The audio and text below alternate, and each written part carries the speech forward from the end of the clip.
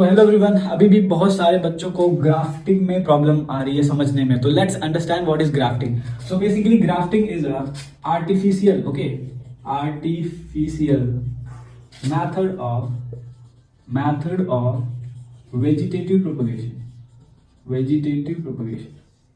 ठीक, तो अगर वेजिटेटिव प्रोपगेशन की बात करें तो होता क्या है, जब हम लोग प्लांट के किसी पार्ट को यूज करके either it is stem, root और लीफ, हम लोग एक नया प्लांट ग्रो करवा पाते हैं। इस टाइप के मेथड को कहते हैं वेजिटेटिव प्रोपगेशन। अब आर्टिफिशियली मेथड से हम लोग ग्राफ्टिंग के मेथड से कैसे करेंगे, तो होता क्या है, मान लो तुम्हारे पास दो प्लांट है, the first one is A and the second one is B. मान लो ये तुम्हारा आम का छोटा सा प्लांट है, ठीक, ये रहा आम का पौधा, ये रहा आम का एक दूसरा प्लांट, ठीक है। तो ये पहला है, ये दूसरा है। तो मान लेते हैं फर्स्ट वाले के पास क्वालिटी ये है कि उसके जो आम है वो बहुत ज्यादा ही अच्छे हैं, क्वालिटी में बेहतरीन, पर उसका जो प्रोडक्शन है बहुत ज्यादा कम। और सेकंड वाले का प्रोडक्शन ज्यादा है पर क्वालिटी एकदम खराब, और हो सकता है ये बीमारियां बहुत ज्यादा हो बी वाले के पास।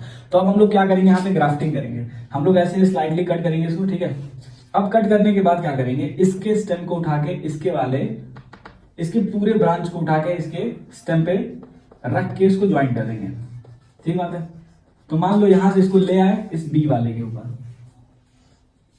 और इसको हमने यहां पे रख के इसको आपस में ज्वाइन कर दिया। ठीक बात है। और दूसरी बात, एक बात और ध्यान में रखेंगे, ये जो नीचे वाला पार्ट होता है इसको कहते हैं स्टॉक, ठीक, और ये जो ऊपर वाला पार्ट होता है जो हम लोग ऐड करें उसको बोलते हैं सिकॉन।